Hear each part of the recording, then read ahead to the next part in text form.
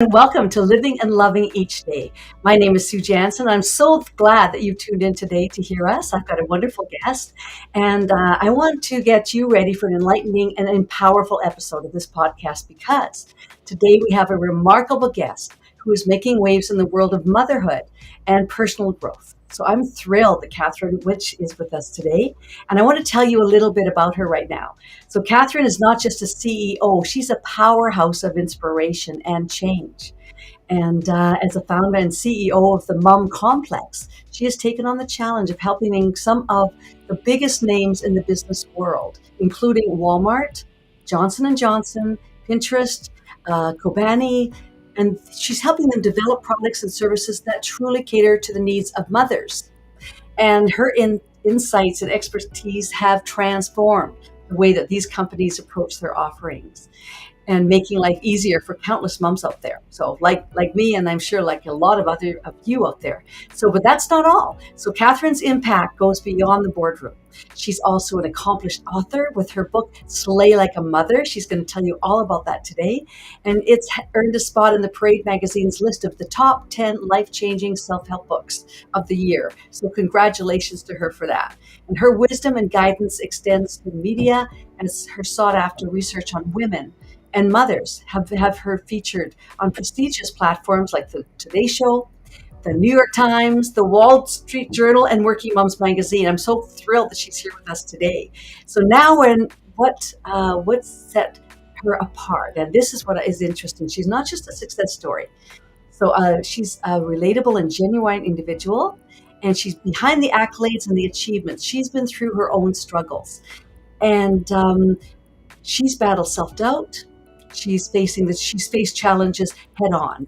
And with a dash of humor and a touch of tequila, she says, her words, she's tamed her own dragon of self-doubt and is now passionately dedicated to helping other women do the same.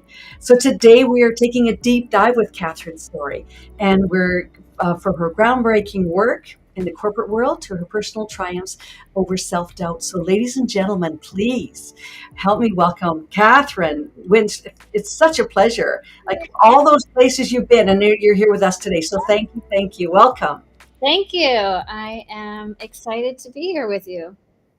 Thank you so much. So I know that we've only got 20 minutes here on our podcast, but please, I want the audience to know like where, how your journey started, like, and what's brought you to where you are today. So just please share that with us. Sure. My journey in a nutshell is that from 0 to 15, I was a people pleasing perfectionist and really sought my self esteem and self worth from the people around me and what they thought of me.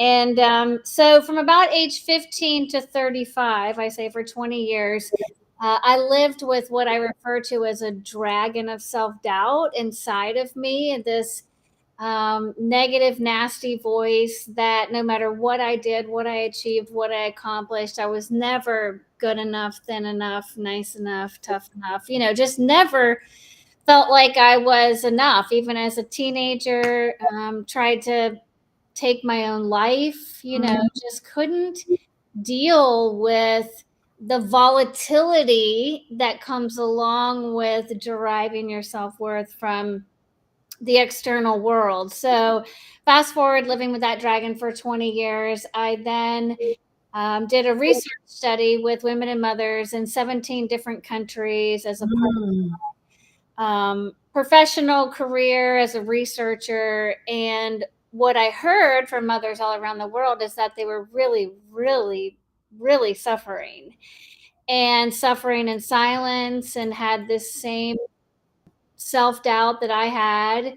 And so that was very liberating to me. And it sparked a 2-year self help journey with lots of therapy and self help books and, listening to speeches and TED Talks. And just, I couldn't get enough, of trying to heal myself. And eventually I learned to love myself from the inside out so that I no longer, require that love and affection from the outside world. And it changed my life. And so I wrote my book, Slay Like a Mother, to help other women and mothers slay their own dragons of self-doubt. Wow. Wow. Wow. And just the people pleaser, as soon as you said the people pleaser part, that struck me because I totally relate. I actually relate to a lot of the things that you're sharing with us today. So tell me, what was the biggest triumph that you felt over all of that growth? You're a lifelong learner. I can tell that you're inspired by just learning. You probably like can't get enough. And that's why I found you so inspiring and to have you as a guest today.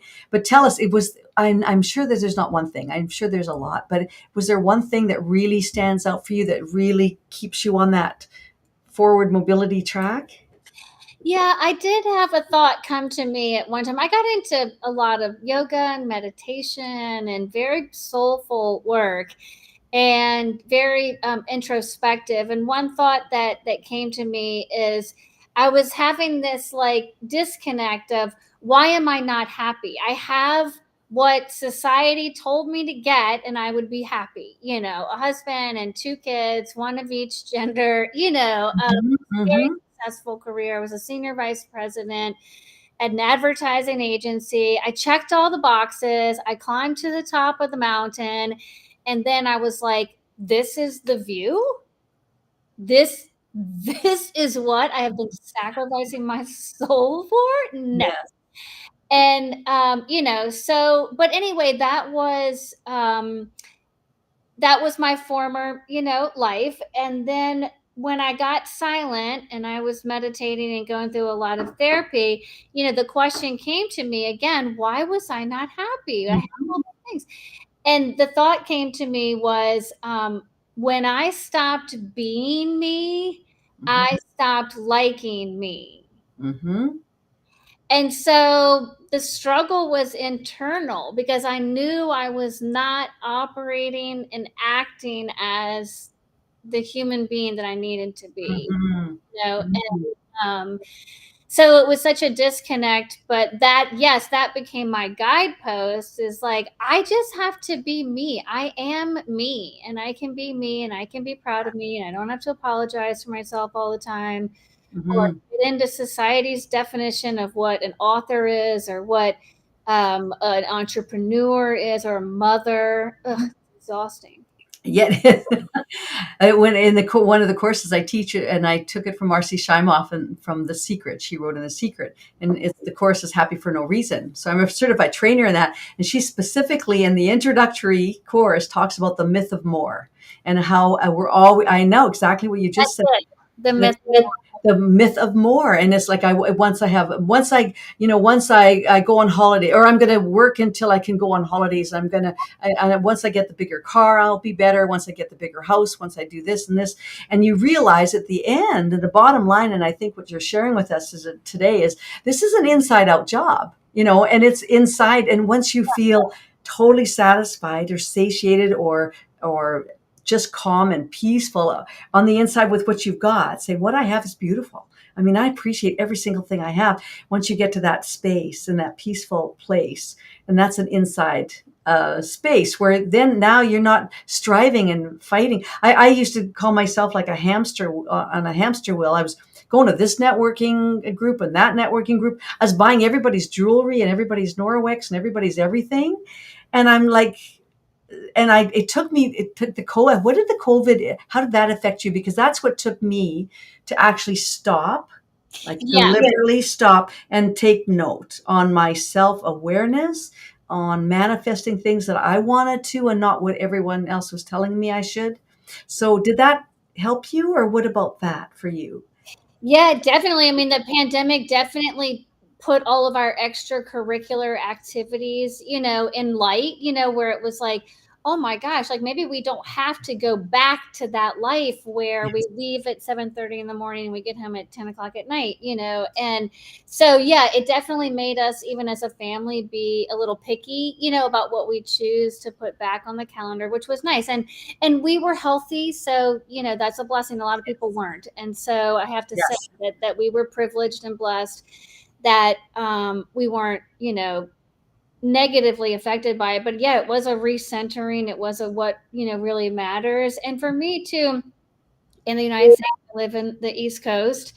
just the Black Lives Matter, and just the deep appreciation that I um, gathered for the experience of Mhm. Black Americans during that time and since then, was very eye opening, and I'm appreciative of the wake up call. Mm. I know that it hits so many people different ways, but I just that self-awareness and being really deliberate about what I'm going to do today and why am I doing this? And it's not for anybody else, but to bring me the happiness that I need. And when I'm happy, everybody's happy. Have you noticed that? when like you're talking about moms, I mean, when mama has happy and has it going, it trickles down.